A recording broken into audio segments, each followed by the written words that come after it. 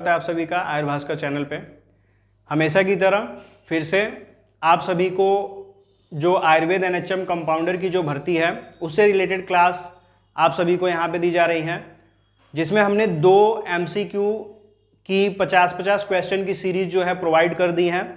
ये तीसरी सीरीज है जो आप सभी के सामने लेकर के आया गया है। इसमें जो सब्जेक्ट आपको दिखेंगे, जिस सब्जेक्ट के क्वेश्चन दिखेंगे, वे सब्जेक्ट जो है सार्वजनिक स्वच्छता, व्यक्तिगत स्वच्छता और स्वास्थ्यवृत्त के अंतर्गत अगर आधुनिक के तौर पे अगर आप जाएंगे तो उससे रिलेटेड है। तो आप यहाँ पे देख सकते हैं इसमें 3 टॉपिक से क्वेश्चन जो है तैयार किए गए हैं। जो आयुर्वेद एनएचएम कंपाउंडर का जो नया सिलेबस जारी हुआ है उसी को ध्यान में रखते हुए ये जो 50 क्वेश्चन की सीरीज है वो तैयार की गई है। और जो भी क्वेश्चन हमारे द्वारा ले करके आप सभी को दिए जा रहे हैं, जो भी क्वेश्चन दिए जा रहे हैं वो बहुत ही जेन्युइन है और बहुत ही सटीक क्वेश्चन है और आसानी से समझ में भी आने वाले हैं और एग्जाम में फुल्ली इस तरह का पैटर्न आपको दिखने वाला है। ऐसा नहीं है कि ऐसे क्वेश्चन आपको नहीं दिखेंगे एग्जाम में, इसी तरह के क्वेश्चन जो है आपको दिखेंगे। आपने नया सिलेबस अगर देखा होगा, और ऐसा नहीं कि बहुत सारे ऐसे स्टूडेंट हैं जो सिलेबस नहीं देखे होंगे, बहुत सारे ऐसे स्टूडेंट हैं जो daily by daily classes attend करते हैं, सारी चीज़ें तैयार कर रहे हैं, तो उनको पता होगा कि सिलेबस में बदलाव हुआ है। पहले सिलेबस कुछ और था और इस समय जो सिलेबस है कुछ और है।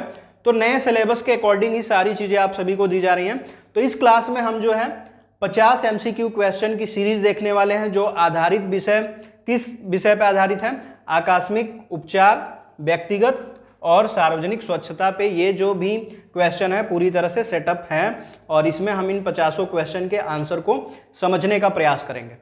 आप सभी को बार बार बताया जा रहा है कि जो फुल क्लासेस हैं, detail classes, topic wise classes, MCQs pattern पे और स्टडी मटेरियल के साथ आपको आयुर भास्कर ऐप पे मिल रहा है।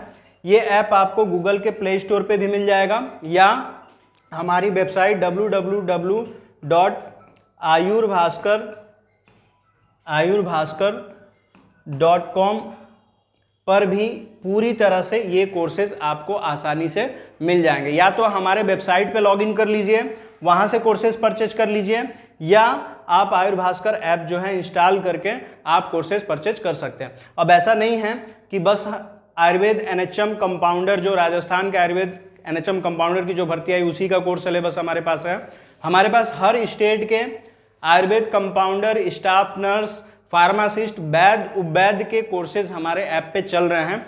आसानी से आप इजी वे में वहां से कोर्सेज परचेज करके अपनी क्लासेस जो है स्टार्ट कर सकते हैं। चलिए क्वेश्चन पे चलते हैं डायरेक्टली। तो पहला क्वेश्चन देखिए, पहला क्वेश्चन क्या है? ये जो क्वेश्चन सीरीज आप देख रहे हैं वो आकस्मिक उपचार पर आधारित है, यानी कि जो फर्स्ट एड ट्रीटमेंट होता है, प्राथमिक उपचार जिसको कहते हैं, उसी पे क्वेश्चन आधारित है। पहला क्वेश्चन क्या है? किसी व्यक्ति को सांस लेने में कठिनाई हो रही हो तो सबसे पहले क्या करें? तो आप बता सकते हैं कि सबसे पहले क्या करना चाहिए? सांस लेने में अगर कठिनाई हो रही है तो क्या उसे पानी पिलाना चाहिए? जी नहीं है, तो ये वाला भी गलत हो जाएगा। उसको क्या करना है? उसे खुली हवा में ले जाना है। तीसरा जो ऑप्शन यानी कि सी जो है वो सही है, बाकी कोई सही नहीं होगा। दूसरा क्वेश्चन देखिए, जलने पर प्राथमिक उपचार क्या है? ऑप्शन के हिसाब से ही आपको उत्तर देना है। जलने पर प्राथमिक उपचार क्या है? प्रभावित क्षेत्र पर बर्फ लगाएं, ठंडे पानी से धोएं, टूथपेस्ट लगाएं। तो दूसरा वाला सही होगा, ठंडे पानी से धोना। बर्फ लगाना भी सही नहीं है, ठंडे पानी से धोना सही है। तीसरा प्रश्न देखिए, अत्यधिक रक्तस्राव होने पर क्या करें? तो आप ऑप्शन के हिसाब से ही आंसर दोगे। प्रभावित स्थान को ढीला छोड़ दें, खून को बहने दें, घाव पर दबाव डालें, उसे अनदेखा करें। क्या करना है? घाव पर दबाव डालना है, क्योंकि दबाव डालने से खून रुकेगा और कुछ समय बाद खून बहना बंद हो जाएगा। नेक्स्ट, अगर देखा जाए तो सांप काटने पर क्या करना चाहिए? तो सांप काटने पे क्या करना चाहिए? प्रभावित अंग को नीचे रखें, काटे गए स्थान को कसकर बांध दें, जहर चूसकर निकाल दें, रोगी को चलने दें। सबसे पहला वाला ऑप्शन जो है सही रहेगा, प्रभावित अंग को नीचे रखें। नीचे रखने से क्या होगा? जहर जो है ऊपर की ओर ब्लड सर्कुलेशन की सहायता से जो जहर है वो पूरी तरह से शरीर में नहीं फैलेगा। लेकिन अगर कस करके बांध दिए तो इसमें क्या हो सकता है? खून रुकने की संभावना बन जाएगी। चूसने से जो निकालेगा उसको दिक्कत हो सकता है। रोगी को चलने के लिए जब कहेंगे तो तेजी से जहर जो है शरीर में फैल जाएगा, तो प्रभावित अंग को नीचे रखने के लिए कहा जाएगा। ठीक है, समझ में आ गया। आप जो है आयुर्भास्कर ऐप पे राजस्थान आयुर्वेद एनएचएम की क्लास जो है ज्वाइन कर सकते हैं। इस समय आपको कोर्स में जो है लगभग 10% का डिस्काउंट जो है दिया जा रहा है। आप सभी के स्पेशल जो रिक्वेस्ट है उसको ध्यान में रख करके 10% का डिस्काउंट कोर्स में किया गया है, और ये कोर्स जो है आपको अब 4000 रुपये में मिलेगा। ठीक है, 10% डिस्काउंट के साथ कोर्स जो है आप सभी को ऐप पे दिख जाएगा। तो जल्दी से जल्दी कोर्सेज जो है आप ऐप से ज्वाइन कर लीजिए। ऐप क्या है? ऐप आयुर्भास्कर ऐप है। ऐप कौन सा है? ऐप है आयुर्भास्कर। आप ऐसे लिख करके सर्च करेंगे प्ले स्टोर में तो ऐप जो है मिल जाएगा, या हमारे वेबसाइट से लॉगिन करके भी क्लासेस जो है परचेज कर सकते हैं। वेबसाइट भी सेम है आयुर्भास्कर। आप सर्च इंजन में, गूगल क्रोम में या कहीं भी सर्च इंजन में डाल करके सर्च कर सकते हैं। अगला क्वेश्चन देखिए, 5वां प्रश्न देखिए, कह रहा है कि हड्डी टूटने पर क्या करें। तो जिसकी हड्डी टूटी है यानी कि प्रभावित व्यक्ति को चलने दें, कतई नहीं, गलत है। टूटी हुई हड्डी को सीधा करने का प्रयास करें, ऐसा नहीं कर सकते हैं। करेंगे क्या पता कहाँ से टूटा है, पूरा टूट सकता है। स्थिर मतलब कि इमोबलाइज करें और डॉक्टर को बुलाएं। तो ये वाला ऑप्शन सही होगा, गर्म पानी से सेकें नहीं। 6वां क्वेश्चन देखिए, यदि किसी व्यक्ति को करंट लग जाए तो सबसे पहले क्या करें। तो करंट लगने पर सबसे पहले जो काम करने की बात कही जा रही है वो पूछा जा रहा है। तो जिसमें कह रहा है उसे लकड़ी की छड़ी से हटाएं, तो सबसे पहला काम यही होना चाहिए। पानी डालें, ऐसा नहीं होगा, पानी डालेंगे तो पता चलेगा आप भी चिपक जाएंगे। तुरंत छूकर खींच लें, ऐसा नहीं करेंगे, नहीं तो आप भी उसी के संपर्क में आ जाएंगे। अस्पताल ले जाएं, तो पहले हटाएंगे तभी ना अस्पताल ले जाएंगे। क्वेश्चन यही पूछा गया है, सबसे पहले क्या करें। तो सबसे पहले उसे लकड़ी की छड़ी से हटाना है। ठीक है, अब छड़ी, अब आप स्थिति के अनुसार जो है ऑप्शन के हिसाब से वही होगा, लेकिन स्थिति के अनुसार जो है छड़ी नहीं डंडे का भी प्रयोग कर सकते हैं। बेहोशी की स्थिति में क्या करें। बेहोशी की स्थिति में क्या करें? व्यक्ति को झकझोरें नहीं, झकझोरना नहीं है व्यक्ति को। ठंडा पानी डालें नहीं। पैरों को ऊंचा उठाएं, हाँ, बेहोशी की हालत में रोगी के पैरों को ऊंचा उठाने की बात कही जाती है। कारण ये है कि ब्लड सर्कुलेशन जो है, रक्त का प्रवाह मस्तिष्क की दिशा में अगर होगा तो व्यक्ति को आराम मिलेगा, वो होश में आ सकता है। ना तो चाय पिलाना है, न ही ठंडा पानी डालना है, न ही उसे झकझोरना है। ठीक है, अगला क्वेश्चन, हल्के कटने या छिलने पर प्राथमिक उपचार क्या है। अगर थोड़ा सा कट जाए या छिल जाए तो फिर फर्स्ट एड में क्या करेंगे। घाव को साफ पानी से धोना है, मिट्टी लगा देना है, कपड़े से बांध देना है या हल्दी लगाना है। ये तीनों तो नहीं करेंगे। घाव को साफ पानी से धोना है। ठीक है, साफ पानी जो कि जीवाणुओं के लिए, जीवाणु जो सतह पे चिपके हुए हैं उनको हटा देगा, तो साफ पानी से धोने की बात सही है। 9वां प्रश्न देखिए, किसी व्यक्ति को अचानक दिल का दौरा पड़े तो क्या करें। ये फर्स्ट एड वाले सारे क्वेश्चन हैं। अगर किसी को दिल का दौरा पड़ जाए तो क्या करना है। तो मरीज को लेटा दें और आपातकालीन सेवा को बुलाएं, उसे दौड़ाएं, ठंडा पानी पिलाएं या अकेला छोड़ दें। देखिए बहुत ही आसान है, दौड़ाएंगे तो नहीं, ठंडा पानी भी नहीं पिलाएंगे, अकेला भी नहीं छोड़ेंगे। ये वाला ऑप्शन सही जाएगा पहला, मरीज को लिटा देना है और आपातकालीन सेवा के लिए बुलाना है। ठीक है, आपातकालीन सेवा को बुलाना है।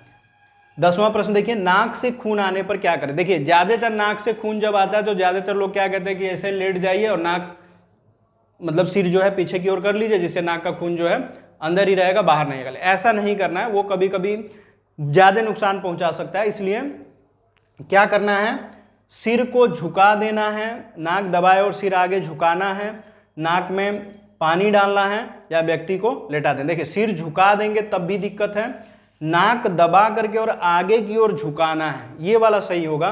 नाक में पानी डालना गलत है, व्यक्ति को लेटा देना गलत है। तो बी वाला ऑप्शन सही होगा कि नाक को दबाना और सिर को आगे की ओर झुका देना है। ठीक, अगला प्रश्न 11 नंबर प्रश्न देखिए, ये प्रश्न जो है व्यक्तिगत स्वच्छता पर आधारित है, यानी कि पर्सनल हाइजीन से रिलेटेड जो क्वेश्चन है इसमें आपसे पूछे गए हैं। जिसमें देखिए कह रहा है कि हाथ धोने का सही तरीका क्या है। तो हाथ धोने का सही तरीका है या तो आप सैनिटाइजर हैंड वॉश का यूज़ कीजिए, जिसमें 5 स्टेप हाथ धोने के लिए आपको बताए गए हैं। आपने नर्सिंग में पढ़ा होगा या फार्मासिस्ट के कोर्स में भी, कंपाउंडर में भी आपको बताया गया है। तो हाथ धोने का सही तरीका क्या है? गुनगुने पानी और साबुन से कम 20 सेकंड तक धोना, मतलब कि कम से कम हाथों को 20 सेकंड तक धोएंगे तभी वो सही माना जाता है कि स्वच्छ हो गया। वो भी किस पानी में? बहते हुए पानी में हाथ धोने की बात कही जाती है। ऐसा नहीं कि आप मग में पानी ले लीजिए, किसी बर्तन में पानी रख लीजिए और उसमें हाथ डुबो लीजिए और धो लीजिए, तो ऐसा नहीं करना है। गुनगुने पानी और साबुन से कम 20 सेकंड तक धोना है। 12 नंबर प्रश्न देखिए, दांतों को स्वस्थ रखने के लिए दिन में कितनी बार ब्रश करना चाहिए? बहुत ही जेन्युइन क्वेश्चन है, बहुत ही आसान है। आपको पता है 2 बार ब्रश करना चाहिए, लेकिन कोई भी 2 बार नहीं करता है, एक ही बार करता है, लेकिन 2 बार करना चाहिए। 13वां प्रश्न देखिए, नाखूनों की सफाई क्यों जरूरी है? क्योंकि ज़्यादातर जीवाणु या गंदगी जो है नाखून में बैठ जाते हैं, तो इसलिए नाखूनों की सफाई जरूरी है, क्योंकि बैक्टीरिया और गंदगी से बचा जा सके। तो ऑप्शन बी जो है सही है। 14 नंबर क्वेश्चन देखिए, साफ कपड़े पहनने से क्या लाभ होता है? तो साफ कपड़े पहनने से क्या होता है? अच्छा दिखा जाता है, या महंगे कपड़े पहनने की आदत लगती है, या कुछ नहीं होता है? पहला वाला ऑप्शन सही जाएगा, बीमारियों से बचाव होता है, क्योंकि अगर हम साफ और स्वच्छ कपड़े पहनेंगे तो बीमारियों से बच के रह सकते हैं। 15 नंबर प्रश्न देखिए, व्यक्तिगत स्वच्छता का पालन क्यों करना चाहिए? यानी कि पर्सनल हाइजीन को फॉलो क्यों करना चाहिए? कारण क्या है? तो स्वस्थ रहने के लिए, समय बिताने के लिए, केवल दिखावे के लिए, कोई विशेष? तो पहला सही रहेगा, स्वस्थ रहने के लिए। तो व्यक्तिगत स्वच्छता जो है हम स्वस्थ रहने के लिए उसका पालन करेंगे। नेक्स्ट प्रश्न देखिए 16 नंबर, सार्वजनिक स्थानों पर कूड़ा कचरा कहाँ डालना चाहिए? तो ये भी बहुत आसान है, लेकिन कोई मानता नहीं है, कूड़ा कचरा कहीं भी फेंक देता है। तो क्या कह रहा है कि सार्वजनिक स्थानों पर सड़क पे कूड़ा डालना चाहिए? नहीं। कूड़ेदान में, यही सही होगा। किसी भी कोने में नहीं, पार्क में नहीं। तो ये वो उन लोगों के लिए है कि जो कि कहीं भी कूड़ा कचरा फेंक देते हैं। सब चीज़ जानते हुए भी हम क्या करते हैं, कूड़ा कचरा कहीं फेंक देते हैं, हमें कूड़ेदान में डालना चाहिए। अगला क्वेश्चन देखिए, खुले में शौच करने से कौन सी बीमारी फैल सकती है?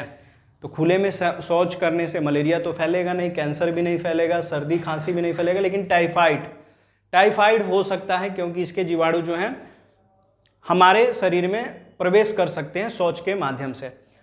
18 नंबर प्रश्न देखिए, सार्वजनिक स्वच्छता बनाए रखने से क्या होता है? सार्वजनिक स्वच्छता बनाए रखने से बीमारियों से बचाव होता है, न ही पर्यावरण को नुकसान होता है, न ही गंदगी बढ़ती है, और इसमें से कुछ नहीं होता। ये ऑप्शन तो गलत ही है। अगला प्रश्न देखिए, मलेरिया और डेंगू जैसी बीमारियां किसके कारण फैलती हैं? तो मलेरिया और डेंगू जैसी बीमारियां जो हैं गंदे पानी में मच्छरों के पनपने से फैलती हैं, न ही अधिक खाने से, न ही ठंडा पानी पीने से, न ही ज़्यादा सोने से। ठीक है, जेन्युइन से क्वेश्चन है, आप इजीली आंसर दे सकते हैं। परीक्षा में भी आपको ऐसे प्रश्न दिखेंगे, कुछ आसान होंगे तो कुछ मुश्किल होंगे, कुछ कठिन होंगे, जिसको आप कई बार पढ़ोगे तब समझ में आएगा, और कुछ ऐसे होंगे कि पहली बार पढ़ने में ही आप समझ में आ जाएगा, लेकिन ऑप्शन कुछ ऐसे दिख जाएंगे कि आप सही जानते हुए भी गलत कर दोगे। तो ऐसा नहीं करने की जरूरत है। आपको पता है कि आपका जो पेपर है वो पूरे 150 क्वेश्चन का है, मतलब 150 क्वेश्चन आपके पेपर में दिखेंगे, 150 क्वेश्चन होंगे, और हर क्वेश्चन जो है 3 मार्क का होगा। 3 मार्क के हर क्वेश्चन जो हैं आपको दिखेंगे। इस हिसाब से अगर देखा जाए तो 450 मार्क का पेपर है आपका, 450 मार्क्स, मतलब 450 मार्क का जो पेपर है आपका सेटअप किया जाएगा, जिसमें 150 क्वेश्चन होंगे, 150 प्रश्न आपके उसमें दिखने वाले हैं। ठीक है, और माइनस मार्किंग 1 नंबर कटेगा आपका हर एक गलत क्वेश्चन पे। आ रहा समझ में? तो इस हिसाब से देख लीजिए कितना नुकसान आपका होगा। तो माइनस मार्किंग है, इसलिए ज़्यादा गलत भी नहीं कर सकते हैं। तो ध्यान से सारे कंसेप्ट क्लियर होने चाहिए, सारे टॉपिक क्लियर होने चाहिए, डाउट क्लियर होने चाहिए, तभी आप एग्जाम में बैठ करके अच्छा मार्क जो है ला सकते हैं। ठीक है, अगला क्वेश्चन देखिए, सार्वजनिक स्थानों पर थूकने से क्या नुकसान होता है? तो थूकने से क्या होता है? बीमारियां फैलती हैं? कुछ नहीं होता, ऐसा नहीं है। सफाई बढ़ती है? ऐसा नहीं है। अच्छा लगता है? नहीं है। क्या होता है? बीमारियां फैलती हैं। अगला प्रश्न देखिए, यदि किसी व्यक्ति को जलने पर छाले पड़ जाए तो क्या करना चाहिए? अगर जला है और छाले पड़ जाए तो क्या करना चाहिए? वही सिद्धांत, फिर फर्स्ट एड वाला ही सिद्धांत आएगा पहला। कौन सा ठंडे पानी से धोना चाहिए, ना ही छाले को फोड़ना है, छाले को फोड़ देंगे तो बहुत ज़्यादा इरिटेशन होगा, जलन महसूस होगी, फ्लेमेशन होगा। घी या मक्खन लगाना चाहिए, ऐसा नहीं करना चाहिए, कुछ नहीं करना चाहिए, तो नहीं है, ये बी वाला ऑप्शन सही होगा। अगर किसी को सांस नहीं आ रही हो तो कौन सी प्राथमिक चिकित्सा दी जाती है? अगर सांस नहीं आ रही है तो ना ही हम उसे पानी पिलाएंगे, ना ही उसे बैठा करके छोड़ देंगे, ना ही दौड़ने के लिए कहेंगे। क्या करेंगे? कृत्रिम श्वसन यानी कि सीपीआर देना है उसे। क्या करना है? सीपीआर देंगे। नेक्स्ट 23 नंबर प्रश्न देखिए, किसी व्यक्ति को हीट स्ट्रोक यानी कि लू लग गया हो, किसी व्यक्ति को लू लगा हो, जब गर्म हवाएं चलती हैं जून मई जून में बहुत ज़्यादा तेज़ हवाएं गर्म चलती हैं तो उसके संपर्क में ज़्यादा देर रहने पे दिक्कत होती है, शरीर में डिहाइड्रेशन होता है, तो उसी को हम हीट स्ट्रोक कहते हैं। कि अगर किसी को लू लग गया है तो क्या करें? तो उसे धूप में बैठाएं? नहीं, क्योंकि गर्मी से ही उसको दिक्कत हुई है। ठंडी जगह पर ले जाएं और पानी पिलाएं, गर्म पानी पिलाएं, ऐसा नहीं करना है। उसे दौड़ाना है, नहीं करना है। ऑप्शन बी सही होगा, ठंडी जगह पर ले जाना है और उसे ठंडा पानी पिलाना है। नेक्स्ट क्वेश्चन देखिए, अगर किसी ने जहरीला पदार्थ निगल लिया हो तो सबसे पहले क्या करें? जहरीला पदार्थ निगल लिया हो तो क्या करें? इस ऑप्शन के हिसाब से आप बताइए उत्तर क्या होना चाहिए। इसका उत्तर आप सभी देंगे कमेंट बॉक्स में, आप उत्तर बताइए। 24 नंबर प्रश्न का उत्तर क्या होगा? क्या उसे उल्टी करवाने की कोशिश करनी चाहिए, व्यक्ति को लेटने देना चाहिए, उसे खाना खिलाना चाहिए, डॉक्टर से तुरंत संपर्क करना चाहिए? आप इस क्वेश्चन का आंसर हमें बताइए कमेंट में। अगला प्रश्न देखिए, 25 नंबर प्रश्न कह रहा है, कान में कीड़ा चला जाए तो क्या करना चाहिए? कान में कीड़ा चला जाए तो क्या करना चाहिए? आसान क्वेश्चन है, लेकिन जब ऑप्शन सब सही लग रहे हों तो फिर आपको थोड़ा सा सोचने की जरूरत है। कह रहा है कि तेल डालकर कीड़े को निकालने की कोशिश करें, ऐसा नहीं करेंगे। उंगली डालकर कीड़ा निकालेंगे, हो ही नहीं सकता है कि उंगली से कीड़ा निकल जाए। डॉक्टर से सलाह लेनी है या पानी डालना है, ऐसा कुछ नहीं करना है, डॉक्टर से सलाह लेनी है, ये वाला ऑप्शन सही होगा। 26 नंबर प्रश्न देखिए, अगर किसी व्यक्ति को मधुमक्खी काट ले तो क्या करें?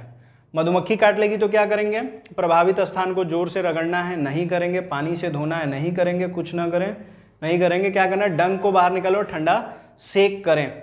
अगर डंक उसमें रह गया आपको दिख रहा है तो आप उसे निकाल लें और ठंडा सेक करना है, ठंडे बर्फ वगैरह का भी यूज कर सकते हैं।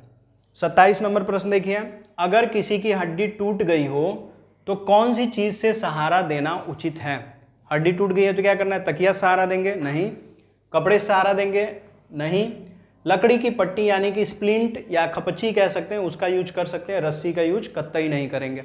28 नंबर प्रश्न देखिए, जब किसी को दौरा यानी कि सीजर पड़े तो क्या नहीं करना चाहिए? दौरा अगर किसी को पड़ जाए तो क्या नहीं करना चाहिए? क्वेश्चन पढ़ लीजिएगा, क्या नहीं करना चाहिए? नहीं करने की बात कह रहा है तो व्यक्ति को स्थिर करने की कोशिश करें, उसके मुंह में कुछ डालें, आसपास की चीजें हटा दें, डॉक्टर को बुलाएं। तो हमें 3 चीजें तो करनी ही करनी है, व्यक्ति को स्थिर करने की कोशिश करनी है, आसपास की चीजें हटा देनी है, डॉक्टर को बुलाना है। तो ये चीजें कर सकते हैं, लेकिन पूछ रहा है क्या नहीं करना है, तो उसके लिए आंसर जो है बी ऑप्शन का सही होगा। 29 नंबर प्रश्न देखिए, अगर आंख में धूल या कचरा चला जाए तो क्या करना चाहिए? तो आप बताइए क्या करना चाहिए। 29 नंबर प्रश्न आसान है, आंख बंद करके बैठ जाना है या डॉक्टर को दिखाना है, साफ पानी से धोना है या आंखों को रगड़ना है? उत्तर आप बताएंगे कमेंट में। अगला प्रश्न देखिए, अगर किसी व्यक्ति को ठंड में हाइपोथर्मिया हो जाए तो क्या करें? तो ठंड में ही हाइपोथर्मिया होता है, ज़्यादा ठंड लगने की वजह से हाइपोथर्मिया हो जाता है, तो उस समय क्या करना चाहिए? अगर हाइपोथर्मिया हो गया है तो उस स्थिति में क्या करना है? उसे गर्म कपड़े पहनाना है और गर्म पेय पदार्थ देना है। तो 30 का पहला नंबर सही होगा। 31 नंबर प्रश्न देखिए 31, क्या कह रहा है? नहाने से कौन सी समस्या से बचाव होता है? बहुत ही आसान प्रश्न है। दिमागी तनाव, त्वचा संक्रमण, आंखों की रोशनी कम होना या सिर दर्द? त्वचा संक्रमण से बचा जा सकता है अगर हम डेली नहाते हैं तो। ठीक है। बालों को स्वस्थ रखने के लिए क्या करना चाहिए? आप ऐड वगैरह देखते होंगे शैम्पू वगैरह का, उसमें कहा जाता है कि हफ्ते में 2-3 दिन लगातार जो है शैम्पू करिए। तो वही चीज़ यहाँ पे कि हफ्ते में 2 से 3 बार शैम्पू करना चाहिए।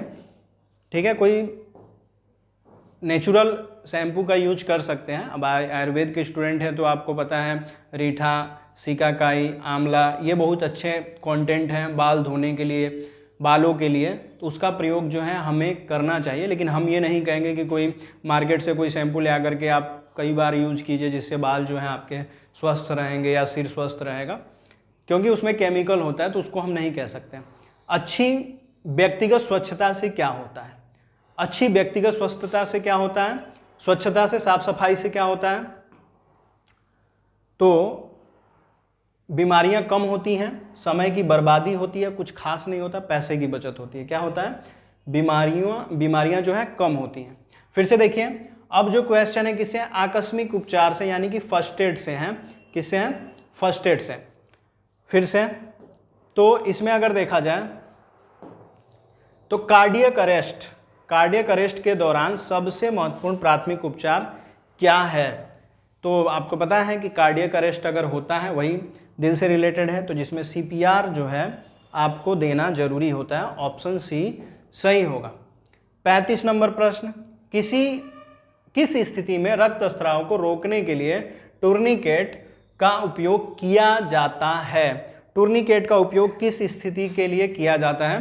तो मामूली कटाव के लिए तो नहीं करेंगे टूर्निकेट का यूज। जब रक्तस्राव अधिक हो और जानलेवा हो तब हम टूर्निकेट का यूज कर सकते हैं। 36 नंबर प्रश्न देखिए, 36, फ्रैक्चर की स्थिति में प्राथमिक उपचार के रूप में क्या किया जाना चाहिए? तो फ्रैक्चर की स्थिति में प्राथमिक उपचार के लिए क्या करना चाहिए? सबसे जरूरी चीज क्या है? टूटी हड्डी को स्थिर करना, मतलब उसे हिलने डुलने नहीं देना चाहिए, नहीं तो और दिक्कत हो सकती है। तो बी ऑप्शन सही होगा। अगला प्रश्न देखिए, मस्तिष्क का घात यानी कि ब्रेन स्ट्रोक कह सकते हैं, दिमागी आघात कह सकते हैं, कि उसकी स्थिति में पहचानने का सबसे अच्छा तरीका क्या है? अगर ये देखना है कि किसी को मस्तिष्क का आघात हुआ है तो वो उस स्थिति में है कि नहीं है, तो क्या चीज हम कर सकते हैं? तो हम मरीज से मुस्कुराने के लिए कह सकते हैं, दोनों हाथ उठाने को कह सकते हैं और बोलने को कह सकते हैं। तो ये वाला ऑप्शन सही होगा। बाकी पानी पिलाना, सिर नीचे करना, उसे दौड़ाना, ये तीनों ऑप्शन गलत है। अब देखिए फिर पर्सनल हाइजीन से क्वेश्चन है, व्यक्तिगत स्वच्छता का मानसिक स्वास्थ्य पर क्या प्रभाव पड़ता है? अगर हम पर्सनल हाइजीन को फॉलो करते हैं तो हमारा जो मेंटल लेवल है वो क्या होता है? तो उस पर क्या होता है? कोई प्रभाव नहीं पड़ता, गलत होगा। तनाव और अवसाद को कम करता है, ये सबसे अच्छी चीज है कि तनाव और अवसाद कम हो जाता है अगर व्यक्तिगत स्वच्छता का मानसिक स्वास्थ्य पे अगर असर देखा जाए तो। बाकी ये ऑप्शन सही नहीं होंगे। अगला प्रश्न देखिए, 39 नंबर, दांतों में कैविटी बनने का मुख्य कारण क्या है? कैविटी हम दांत के छेद को कह सकते हैं, दांत के सड़ने को कह सकते हैं। तो किस लिए होता है?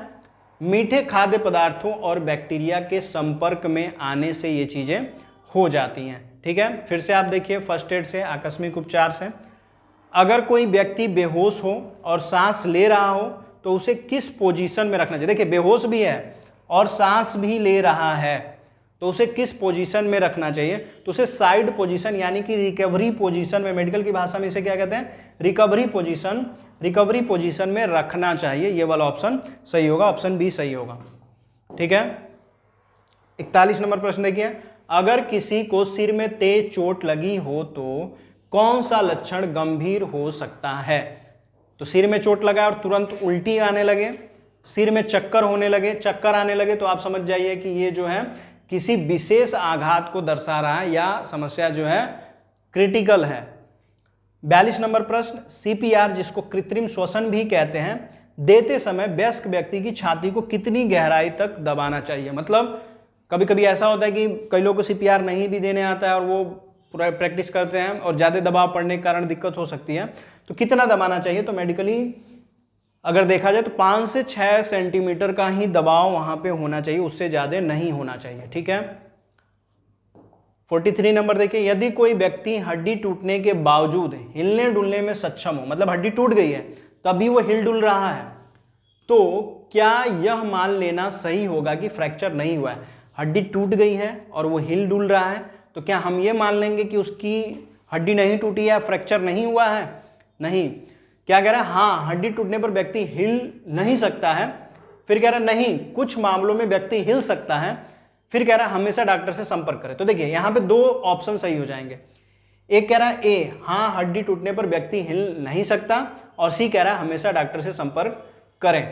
तो ए और सी, मतलब कि ए और सी सही होगा, तो ऑप्शन डी सही हो जाएगा, ए और सी। मतलब कि हड्डी टूटने पर व्यक्ति हिल नहीं सकता, ये बात सही है, और हमेशा डॉक्टर से संपर्क करें, ये भी बात सही है। लेकिन दूसरा दिया नहीं, कुछ मामलों में व्यक्ति हिल सकता है। हड्डी जब टूट जाएगी तो व्यक्ति हिल ही नहीं सकता है, ऐसा होता है।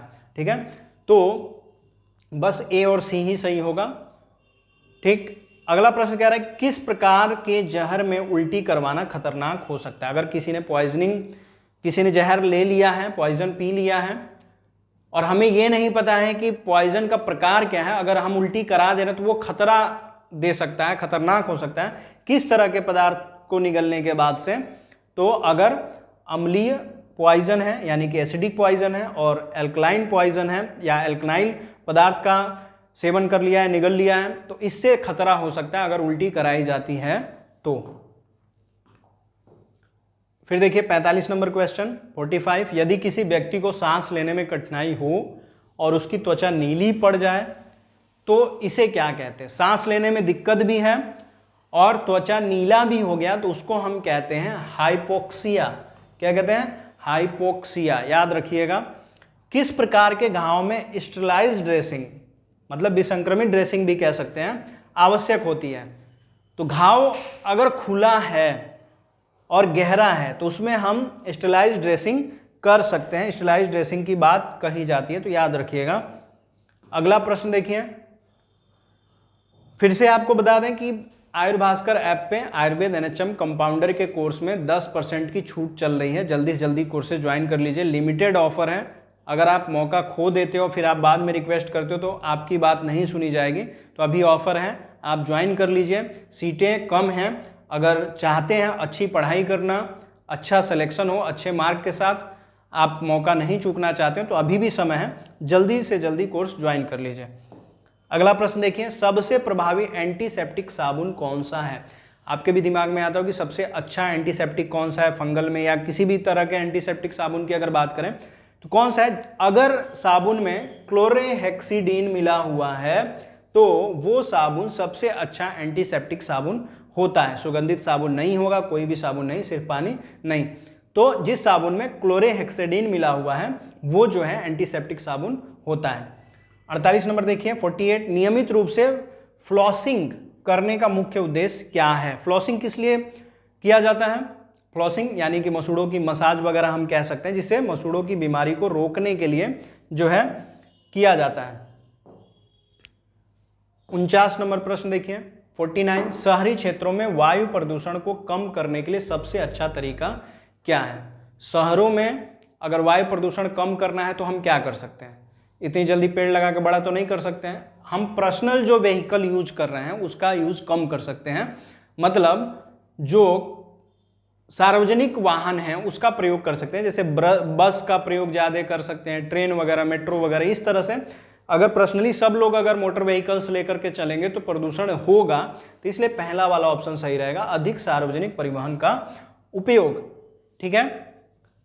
50 नंबर प्रश्न देखिए, अंतिम प्रश्न है, किस सार्वजनिक स्वास्थ्य अभियान का उद्देश्य खुले में शौच को समाप्त करना है। बहुत ही जेन्युइन क्वेश्चन है, ये आपको एनएचएम में भी दिखेगा। नेशनल हेल्थ मिशन और जो राष्ट्रीय स्वास्थ्य मिशन के जो भी कार्यक्रम से संबंधित पाठ्यक्रम आप में ये ऐड किया गया है उसमें भी ये प्रश्न दिख सकता है। ऐसे प्रश्न आपको उसमें भी दिखेंगे।